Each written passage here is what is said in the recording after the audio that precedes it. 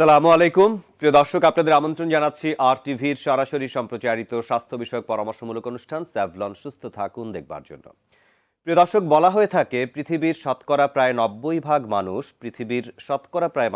ভাগ মানুষ তাদের জীবদ্দশায় কোনো না কোনো সময়ে দাঁত এবং মুখগহ্বরের যে কোনো রকম সমস্যায় ভুগে থাকেন এবং তার চিকিৎসকের কাছে পৌঁছাবার প্রয়োজন হতে পারে। প্রিয় দর্শক, প্রতি বছর 20 মার্চ পালিত হয় ওরাল হেলথ ডে এবং সেই অনুযায়ী আগামীকালকেও পালিত হতে যাচ্ছে ওরাল হেলথ ডে। এবারের যে প্রতিপাদ্য বিষয়টি নিয়েছে সেই বিষয়টি নিয়ে আজকে আমরা কথা বলবো এবং সেই সাথে দাঁত এবং মুখগহ্বরের স্বাস্থ্য বিষয়ক যে সকল সমস্যার সমাধান আমাদের দেশের জন্য প্রয়োজন সেই বিষয়গুলো নিয়ে আজকে আমরা কথা বলবার চেষ্টা করব। প্রিয় দর্শক, আপনারাও চাইলে আমাদের সাথে অংশগ্রহণ করতে পারবেন। আমাদেরকে আপনারা ফোন করুন স্ক্রিনে দেখানো নম্বরে, এবং এই অনুষ্ঠানটি যদি পুনরায় আপনারা দেখতে চান সেক্ষেত্রে সার্চ করতে পারেন ইউটিউবে youtube.com RTV ডিজিটাল সেই ঠিকানায়। আর এই বিষয়টি নিয়ে আজকে আলোচনার জন্য আমাদের মাঝে উপস্থিত রয়েছেন বঙ্গবন্ধু শেখ মুজিব মেডিকেল বিশ্ববিদ্যালয়ের ওরাল অ্যান্ড ম্যাক্সিলোফেসিয়াল সার্জারি ডিপার্টমেন্টের চেয়ারম্যান অধ্যাপক ডাক্তার কাজী বিল্লুর রহমান। স্যার, আপনাকে স্বাগত জানাচ্ছি আমাদের আজকের অনুষ্ঠানে। জি স্যার, এবারের যে দিবসটি পালিত হচ্ছে আগামীকাল, সেই দিবসের প্রতিপাদ্য বিষয় সম্পর্কে এবং দিবসটি সম্পর্কে আমাদের সংক্ষিপ্তভাবে দর্শকদেরকে কিছু বলবেন। আসলে প্রতি বছরের মতো এবারও 20 মার্চ ওরাল হেলথ ডে পালিত হচ্ছে এবং এটা সাধারণত প্রত্যেক বছরই হয়ে থাকে। এফডিআই একটা অর্গানাইজেশন আছে, ইন্টারন্যাশনাল অর্গানাইজেশন, ফেডারেশন অফ ডেন্টিস্ট্রির, যারা এটা 2013 সাল থেকে প্রতি বছর মানুষের মুখ পালন করে আসছেন এবং মুখের স্বাস্থ্য অত্যন্ত একটা গুরুত্বপূর্ণ বিষয়, যেটা থেকে যে জন্যেই সবসময় মানুষের মুখের স্বাস্থ্যটাকে মেনটেন করার জন্যে, এটার কীভাবে মেনটেন করা যাবে অ্যাওয়ারনেস ডেভেলপ করার জন্যে সচেতনতামূলক এই প্রোগ্রামটা করে থাকেন, যাতে করে মানুষ, আপনি নিজে বললেন যে কোনো না কোনো সময় লাইফ টাইমে 90 ভাগ মানুষ মানে তার জীবদ্দশায় কোনো না কোনো সময় এটা নিয়ে সাফার করে থাকে। সেজন্য যাতে সাফার না করতে হয় সেজন্যই ওনারা এটার অ্যাওয়ারনেস ডেভেলপের জন্যে এই দিবসটা সারা বিশ্বে পালিত হয়ে থাকে। আমাদের দেশেও নিশ্চয়ই এই দিবসটি পালিত হচ্ছে এবং সেই ক্ষেত্রে আপনারা মানুষকে নতুন করে এই যে মুখ এবং মুখগহ্বরের স্বাস্থ্য সুরক্ষার জন্য নতুন করে কি ধরনের বার্তা সাধারণত দিয়ে থাকেন? আসলে মুখের অসুখের একটা বড় কারণ হচ্ছে হাইজিন। তো মানুষকে প্রথমে বুঝতে হবে যে তার মেনটেনেন্সটা কী হবে। মুখমণ্ডল এবং মুখগহ্বর যদি আমরা বলি, তাহলে এর মধ্যে অনেক জিনিস আছে, যেমন দাঁত থেকে শুরু করে অনেক অর্গান আছে যেগুলো মেনটেনেন্সটা খুব গুরুত্বপূর্ণ এবং সাথে অনেক ধরনের খুব সিরিয়াস অসুখ হতে পারে এবং কোনো অসুখ শরীরের প্রত্যেকটা অসুখই আসলে একটার সাথে একটা লিঙ্কড আছে, যার ফলে মুখ থেকে শুরু হয় এবং তার শেষ হয় অন্য জায়গায়। অনেক ডিজিজের ম্যানিফেস্টেশনগুলোও মানে লক্ষণগুলো সাধারণত মুখের মধ্যে অনেক সময় দেখা দিতে পারে। তো এগুলো সব কিছু মিলেই প্রায় 300-400 ডিজিজ হবে যে অসুখগুলো আসলে মুখের মধ্যে আছে এবং কোনো না কোনোভাবে সরাসরি মুখে অথবা অন্য কোনো অসুখের প্রতিফলন মুখের মধ্যে আছে, যে কারণেই মানুষের জানা দরকার যে এই মুখের স্বাস্থ্য অত্যন্ত একটা গুরুত্বপূর্ণ ব্যাপার এবং এটার পরিচর্যাটা অত্যন্ত জরুরি। এবং যদি কেউ অসুস্থ হন তাহলে অবশ্যই তাকে চিকিৎসা করতে হবে, আর অসুস্থ যাতে না হতে হয় সেজন্যও পরিচর্যা করতে হবে যাতে অসুখ না হয়। তো যত বেশি কম হবে তত বেশি ওনার সাফারিংসটা কম হবে। এই জন্যে অবশ্যই এটা অত্যন্ত গুরুত্বপূর্ণ একটা বিষয় ওরাল হেলথ, এবং ওরাল হেলথটাকে মেনটেন করার জন্যই সারা বিশ্বে আমরাও প্রতি বছর করে থাকি। এবং হাইজিনটাকে এই বিষয়ে আপনারা খুব বেশি গুরুত্ব দিয়ে থাকেন। অবশ্যই একটা গুরুত্বপূর্ণ ব্যাপার হাইজিন, মানে মেনটেনেন্স বলতে বোঝায় ডেলি যে আপনার পরিষ্কার পরিচ্ছন্নতা, তারা মুখের ভিতরে বাইরে। আমরা যেমন সবাই যখন বাইরে যাই তখন আমরা পরিপাটি থাকার চেষ্টা করি, মানে আমরা চুল ঠিক করি, আমরা ড্রেসটা ক্লিন করার চেষ্টা করি। একইভাবে মুখের স্বাস্থ্যটাও মেনটেনেন্সের জন্যে ওর এক পরিচর্যা দরকার। সেই পরিচর্যাটা যদি ঠিকমতো করা যায় তাহলে অনেক কিছু অ্যাভয়েড করা সম্ভব হবে, যেগুলো আসলেই মানে শুধুমাত্র পরিচর্যা দিয়ে সম্ভব। যেমন আমি যদি উদাহরণস্বরূপ বলতে চেষ্টা করি, যেমন দাঁতের চারপাশে যে সমস্ত অসুস্থতা হয় সেগুলো যদি কেউ সময় মতো রেগুলার দাঁত পরিচর্যা করেন, দাঁত ব্রাশ করেন এবং ফ্লস ইউজ করেন, মাউথ ওয়াশ করেন, তাহলে অবশ্যই সেগুলো জিনিস কম হবে। আনলেস ডায়াবেটিস বা অন্যান্য জিনিস যদি থাকে ছিল অন্য কথা, বাট নর্মালি এটা হবে না। এবং এটা যদি ছোটোবেলা থেকে মেনটেন করা যায় তাহলে লাইফ লং এটা চলতে পারে। খাদ্য অভ্যাস যদি মেনটেন করা যায় এরকম, যেমন ছোটবেলা থেকে আসলে ওই অভ্যাসগুলো গড়ে তুলতে হবে যাতে বড়বেলাতেও আমরা সেই আমরা সেই জন্য বলি যে স্কুলে, বিশেষ করে বাচ্চারা যখন স্কুলে যায় বা পরিবারে প্রথম যখন বাচ্চার জন্ম হয়, তারপর থেকে দাঁত বেরোতে শুরু করে, দাঁত ওঠে, তখন থেকেই শুরু করে ওর লাইফ টাইমে এটা শিখতে হবে। যেন যারা প্রথম থেকে এটা করবে তার জন্যে আপনার এই মেনটেন্যান্সটা ভালো হবে এবং অসুখ হবে না, অসুখ কম হবে এবং ঝুঁকিও কমে যাবে। আমরা যেমন দাঁতের স্ট্রাকচারাল সমস্যা অনেক সময় হয়, যেমন ভেঙে গেছে দাঁত, চিকিৎসা করা হচ্ছে না, অথবা ক্ষত হয়েছে, চিকিৎসা করা হচ্ছে না। এর থেকে অনেক সিরিয়াস অসুখ হতে পারে, টাঙের আলসার হতে পারে, ক্যান্সার হতে পারে, এই সমস্ত হয়। তো সেজন্য অবশ্যই এটার গুরুত্ব অপরিসীম। এটা বলা বাহুল্য যে ছোটবেলা থেকেই সবাইকে মেনটেন করতে হবে সেটা। জি অবশ্যই। অনেক দর্শক আমাদের কাছে যোগাযোগ করে থাকেন, দর্শকের বেশ কিছু প্রশ্ন আছে, সেই প্রশ্নগুলো আমরা ভিডিও ধারণ করে রেখেছি, প্রশ্নগুলো আমরা দেখব এবং আপনার কাছ থেকে উত্তরগুলো নেব। অবশ্যই।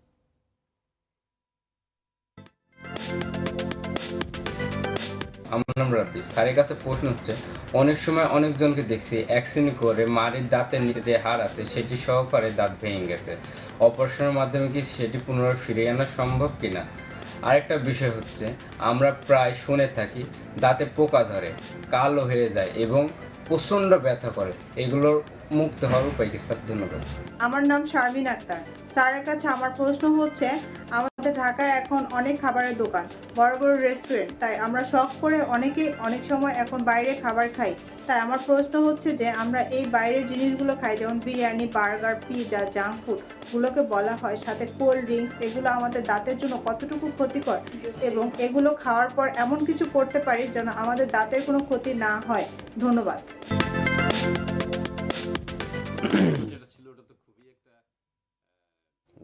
লজিক্যাল তো বটেই, এটা খুব গুরুত্বপূর্ণ এবং এটা সম্পূর্ণভাবে সুস্থ করা সম্ভব।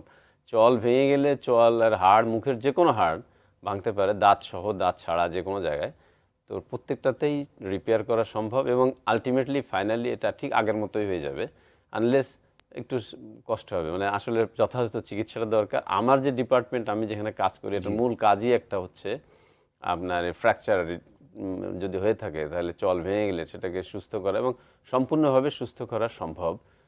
আলটিমেটলি এটা সারা বিশ্বেই সেরকম, আমাদের দেশে উন্নত মানের চিকিৎসা হয় এবং তার সাথে দাঁতের কোনো ক্ষতি হয়, দাঁতেরও রিপ্লেসমেন্ট হয়, দাঁতের চিকিৎসা হয়, দাঁতের মানে রিকনস্ট্রাকটিভ, মানে ঠিক বলবো না, এটাকে আমরা রেস্টোরেশন বলি, রেস্টোরেশন করা সম্ভব। দাঁতের কালার থেকে শুরু করে এভরিথিং, ইভেন যদি দাঁত না থাকে ওই সরাসরি রিপ্লেস করা সম্ভব।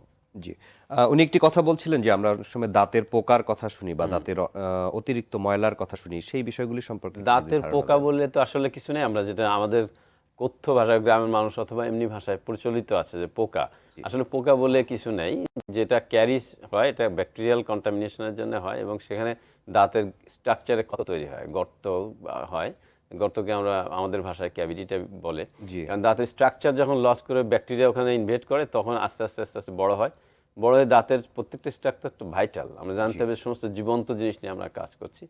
তো জীবন্ত জিনিসের উপর ব্যাকটেরিয়া জমা হবে এবং ব্যাকটেরিয়া জমা হয়ে আস্তে আস্তে করে, যে জন্য পরিচর্যার প্রশ্ন আসছে, জমা হবে এবং দাঁতের বিভিন্ন জায়গায় তার শেপ আছে ন্যাচারাল কারণেই, যে কিভাবে এটা শেপটাও কিন্তু ঠিকভাবে তৈরি হয়েছে, যে কোন সারফেসে আপনার বেশি পরিষ্কার হতে পারে, ময়লা লেগে থাকতে পারে। যে সমস্ত সারফেসে ময়লা বেশি লেগে থাকে, যে খাস টাজ আছে, যে খাজের মতো কিছু গর্ত, পিট আমরা বলি, ওই ফিশার আছে, এখানে আপনার এই ময়লাগুলো বেশি আটকাতে পারে, যার ফলে কন্টামিনেশন হয়, ব্যাকটেরিয়াল কন্টামিনেশন, সেখান থেকে ক্ষত থেকে আবার ক্ষত বাড়তে বাড়তে একসময় এটা আরও যখন দাঁতের এই ভিতরে ঢুকতে থাকে, তখন দাঁতের মজ্জা যেটা আছে আমরা পাল্প বলি, পাল্পের ইনফ্লামেশন হলে অস্বাভাবিক ধরনের ব্যথা হতে পারে এবং সেটাই হয়ে থাকে। এরপরে পাল্প থেকে যখন এটা হয়, তাকে পাল্পাইটিস বলা হয়।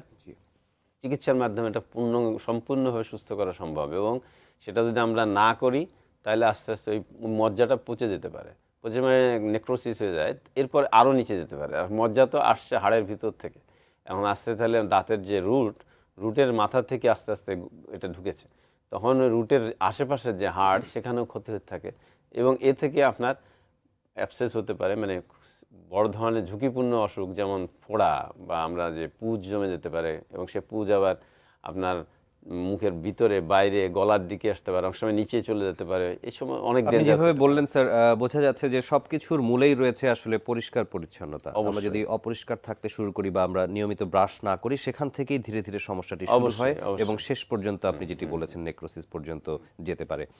আরেকজন দর্শক আমাদের কাছে টেলিফোন করেছেন, ফোনে দর্শকের প্রশ্নটা আমরা নেব আগে। জি দর্শক, আপনার নাম বলে প্রশ্নটি করুন। দর্শক আমাকে শুনছেন? হ্যালো, আসসালামু আলাইকুম। ওয়ালাইকুম সালাম। দর্শক নাম বলে প্রশ্নটি করুন। আমার নাম হচ্ছে মিম। কি বলুন। ডক্টরের সাথে কথা বলতেছি। আমার উনি শুনছেন? মাড়ির দাঁতে আগের দাঁত ছিদ্র হয়ে যায়। আমার এটা বেশ কিছুদিন ধরেই এই সমস্যাটা। আর যখন ছিদ্র হয়, মানে ছিদ্র দাঁতটা মানে ছিদ্র হওয়ার পরে অনেক ব্যথা। আর যখন ব্যথা হয় এই দাঁতে কিছু খেতে পারি না এবং কি মাড়িটা অনেক ফুলে যায়। আর ডক্টর দেখাইছি, ওনারা একটাই সাজেস্ট করছে যে এই দাঁতটা মানে ফেলে দিতে, এবং কি আমি এই দাঁতটা মানে এভাবে দাঁতটা ঠিক আছে, বাট যখন ব্যথা করে প্রচন্ড মাড়ি ফুলে যায়, এবং আমি এই দাঁতটা ফেলতে চাচ্ছি না। ফেলা ছাড়া যদি কোনো ট্রিটমেন্ট থাকে সেটার ব্যাপারে একটু বলবেন। জি, আপনাকে ধন্যবাদ দর্শক প্রশ্নটি করবার জন্য। আমরা আমাদের দর্শকের প্রশ্নের উত্তর দিব। আমরা ছোট্ট একটি বিরতি নেবার সময় হয়ে গেছে, তারপরে ফিরে এসে আমরা ওরাল এবং ম্যাক্সিলোফেসিয়াল সার্জারি সম্পর্কে আপনার কাছে কিছু তথ্য নেব এবং অবশ্যই। সেই সাথে আমাদের দর্শকের প্রশ্নের উত্তর দেব। প্রিয় দর্শক, স্যাভলন সুস্থ থাকুন অনুষ্ঠানের এই পর্যায়ে আমরা সংক্ষিপ্ত সময়ের একটি বিরতিতে যাচ্ছি। কিছুক্ষণের মধ্যে ফিরবো, সঙ্গে থাকবেন।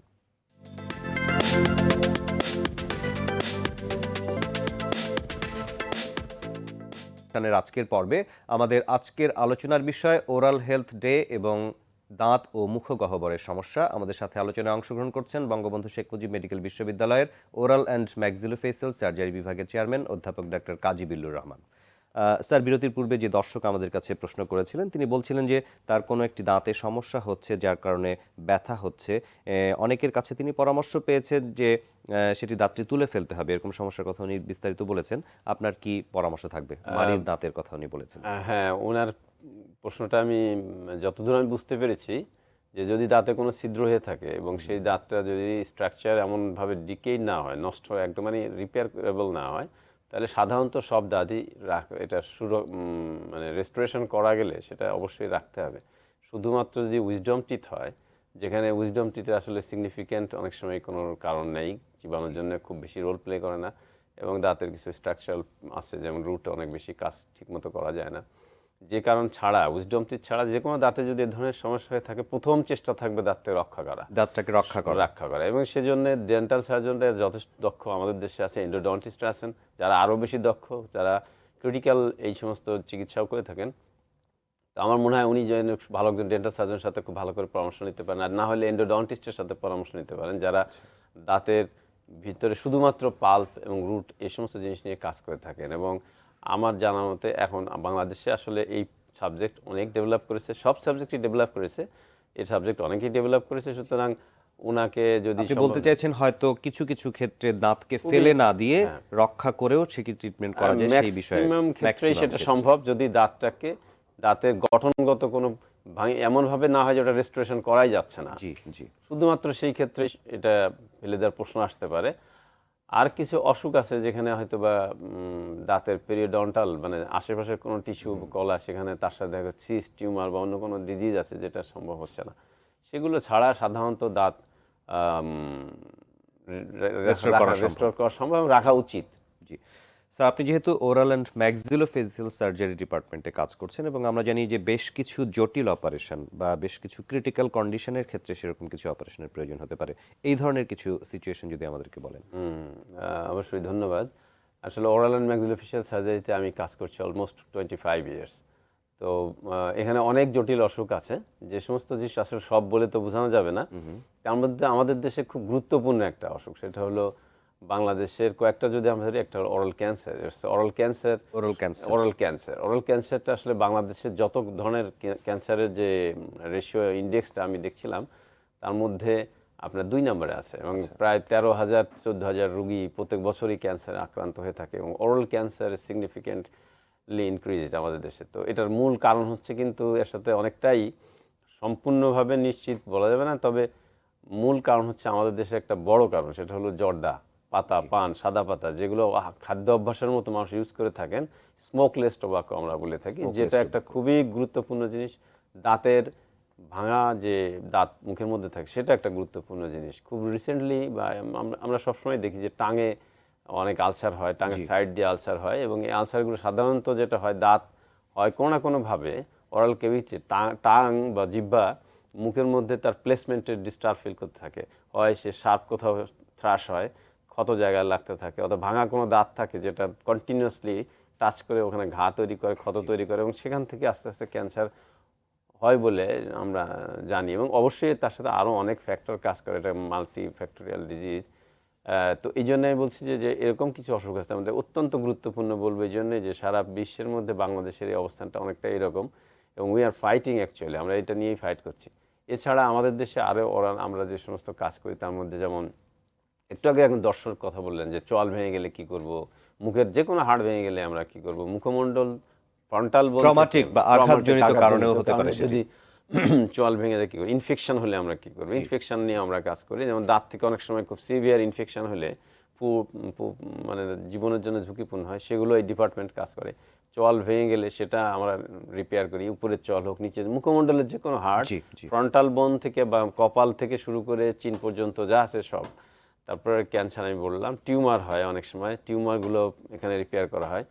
মাথার খুলির নিচে যে অংশটা আছে এখানে নিচের দিকে, সেই অংশের সাথে সেই অংশে অনেক সময় টিউমার হয়, মুখের সাথে লিঙ্কড এই এলাকাটা, সেজন্য এই এরিয়াতে যে সমস্ত টিউমার সেটা নিয়ে আমরা ডিল করি। তারপরে হচ্ছে আপনার জয়েন্ট যেটা আছে, চোয়াল আমরা জানি যে নিচের চোয়াল আসলে ফিক্সড না, এটা নড়াচড়া করে। এই জয়েন্টের সমস্যা অনেক বেশি আমাদের দেশে আছে, অনেকের ব্যথা আছে, প্রদাহ আছে, কন্টিনিউয়াস ব্যথা, বাচ্চাদেরও অনেক সময় জয়েন্ট হা করতে পারে না, মুখ হা করতে সমস্যা হয়, অনেক ফিক্সড হয়ে যায়। এই আমরা টেম্পোরোম্যান্ডিবুলার জয়েন্ট, এই জয়েন্টের একটা সমস্যা সেগুলো আছে। মুখের ডিফর্মিটি আছে, যেমন চোয়াল আসলে আঁকা বাঁকা হয়, অনেক সময় ছোট বড়, জন্মগতভাবে হতে পারে, আইট্রোজেনিক বা কোনো কারণে আঘাতজনিত কারণে অ্যাক্সিডেন্টের পরে হতে পারে। তো এগুলো যে বাচ্চা জন্ম নেয়, অনেক বাচ্চা আছে শ্বাসকষ্ট বিকজ অফ ওর চোয়াল চিন ছোট, চোয়ালটা নিচের চোয়ালটা ছোট, বার্ড ফেস বলে অনেক সময়, পেয়ারোবিন সিনড্রোম জানবেন নিঃসন্দেহে। তো এগুলো বাচ্চাকে চোয়াল সামনে নিয়ে আসা, একইভাবে সামঞ্জস্য, চোয়ালের স্ট্রাকচারের কোনো পরিবর্তন যদি থাকে বা সমস্যা হয়ে থাকে সেই ক্ষেত্রে অসামঞ্জস্য যদি থাকে, প্রশ্ন আসে, এই ধরনের আছে। তারপরে আপনার উইজডম টিথ একটা কমন প্রবলেম আমাদের দেশের মানুষের, শুধু না সারা পৃথিবীর মানুষের। আমাদের অনেকেই ধারণা আছে রেখে দিলে ভালো হবে, আসলে উইজডম টিথ কখনোই খুব বেশি ভালো কিছু দিবে না। সো এটাকে সাধারণত ফেলে দিতে হয়, এবং নির্দিষ্ট বয়সে নির্দিষ্ট সময় ফেলে দিলে সহজ সুবিধা। তো এই সমস্ত যত ধরনের শৈল চিকিৎসা আছে মুখের মধ্যে, যেমন ঠোঁট কাটার টাল, বা আমরা বাংলায় বলি এটা, আসলে তো না, জন্মগতভাবে যে ডিফর্মিটি নিয়ে জন্ম হয়, অনেক ডিফর্মিটির মধ্যে কমন ডিফর্মিটি হচ্ছে ঠোঁটের ডিফর্মিটি, যেটা জন্মগতভাবে হয়, তালুতে ডিফর্মিটি হয়, বা মুখের ফেসের আরও ডিফর্মিটি তৈরি হয়, জিহ্বা নাড়াতে পারে না, অনেক সময় টাইট ফিক্সড থাকে। এই যে ডিফর্মিটি আছে এই সবগুলোই ম্যাক্সিলোফেসিয়াল সার্জারির আন্ডারে পড়ে, এবং এই ধরনের সমস্যার ক্ষেত্রে আসলে চিকিৎসার প্রয়োজন হতে পারে। একজন দর্শক কিছু জানতে চাইছেন, সংক্ষিপ্ত আকারে আমরা দর্শকের সাথে কথা বলতে চাই। জি দর্শক, আপনার নাম বলে প্রশ্নটি করুন। জি দর্শক, আমরা শুনছি, আপনি বলুন। হ্যালো, আসসালামু আলাইকুম। ওয়ালাইকুম সালাম, দর্শক বলুন। হ্যালো, আসসালামু আলাইকুম স্যার। ওয়ালাইকুম সালাম, বলুন। আমার নাম নীলা, আমার বয়স 30 বছর। যে আমার একটা দাঁত সামনে ক্ষয় হয়ে অর্ধেক হয়ে গেছে, আর হলো ভিতরের দাঁত 3-4টা লাল হয়ে গেছে এবং ক্ষয় হয়ে যাচ্ছে। আর আমি বাম পাশে বল পাই না, বেশি খাবার খাইতে বল পাই না। এখন এটা চিকিৎসা কি আসলে বুঝতে পারছি। জি, আপনাকে ধন্যবাদ দর্শক, আমরা প্রশ্নটি জানতে পেরেছি। আপনি স্যার সংক্ষেপে যদি একটু উত্তর দিতেন, আমাদের সময় প্রায় শেষ হয়ে গেছে। সবচেয়ে সংক্ষেপে উত্তর হচ্ছে যে এটা অবশ্যই করা সম্ভব। সেজন্য ওনার একটু আগে আমি বলেছিলাম যে একজন ভালো এন্ডোডন্টিস্টের সাথে যোগাযোগ করতে। ডেন্টাল সার্জারিতে আসলে অনেকগুলো ব্রাঞ্চ আছে, তার মধ্যে উনি যে শক্তি পাচ্ছেন না, চাবাতে শক্তি পাচ্ছেন এরকম বলছেন, কারণ হতে পারে একটা হচ্ছে দাঁতের ভার্টিক্যাল হাইট কমে যেতে পারে যখন চাপ দিচ্ছেন, অথবা সারফেসের মিল নাই, মানে নিচের অঙ্গুর চওড়ার সাথে মিল না থাকে, হাইটে মিল না থাকে, তো চিবালেও অনেক শক্তি লাগবে, খাবারটা চিবানো হবে না, অনেক সময় লেগে যেতে পারে, শক্তি পাচ্ছেন না। এই জন্য হয়তোবা অবশ্যই চিকিৎসাযোগ্য, এবং তার এটার দাঁতের হাইটটা মেনটেন করতে হবে হয়তোবা। সেজন্য আমাদের প্রস্থেটিক ডিপার্টমেন্ট আছে, কনজারভেটিভ ডিপার্টমেন্ট আছে, যারা এই কাজগুলো খুব সুন্দরভাবে করতে পারবেন। হাইট মেনটেন করার পরই দেখা যাবে যে ওনার ভার্টিক্যাল হাইটটা ঠিক হয়ে আসছে, অবশ্যই চিবাতে পারবেন।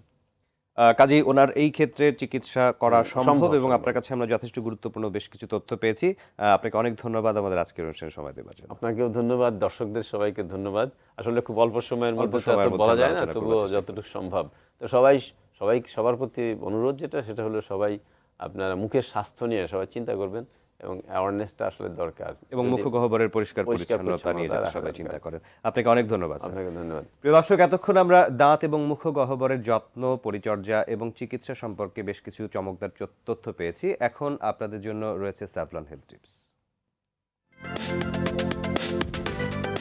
নিয়মিত ফ্লোরাইডযুক্ত টুথপেস্ট ব্যবহারে দাঁতের এনামেল মজবুত হয় এবং ডেন্টাল ক্যারিজ থেকে রক্ষা করে এবং দাঁতের ক্ষয় রোগ কমাতে বিশেষ ভূমিকা রাখে। প্রতিদিন দাঁত ব্রাশ এবং ডেন্টাল ফ্লস ব্যবহারে দাঁতের ক্ষয় ও মাড়ি রোগ দুটিরই ঝুঁকি অনেকাংশে কমে যায়। পাশাপাশি বছরে 3 থেকে 4 বার টুথব্রাশ পরিবর্তন করা প্রয়োজন। বয়স্কদের পাশাপাশি তরুণদের মধ্যে 3/4 দাঁত বা মাড়ির রোগে ভুগে থাকে, তাই প্রতি 6 মাস অন্তর ডেন্টাল চেক আপ করানো প্রয়োজন। দাঁতের রুটিন ডেন্টাল স্কেলিং এর মাধ্যমে প্লাক পরিষ্কার করা হলে দাঁতের ক্যারিজ ও মাড়ির রোগ অনেকাংশে প্রতিরোধ করা সম্ভব। আর পরিবারের সকলের জীবাণুমুক্ত পরিচ্ছন্ন প্রতিদিনের জন্য স্যাভলন হতে পারে একান্ত নির্ভরযোগ্য জীবাণুনাশক। দর্শক, স্যাভলন সুস্থ থাকুন অনুষ্ঠানের আজকের আয়োজন এ পর্যন্তই। আপনাদের সকলকে আগামী সপ্তাহের স্যাভলন সুস্থ থাকুন অনুষ্ঠানটি দেখবার আমন্ত্রণ জানিয়ে আজকের মতো আমরা এখানেই বিদায় নিচ্ছি। আপনারা সকলেই ভালো থাকবেন, সুস্থ থাকবেন। আল্লাহ হাফেজ।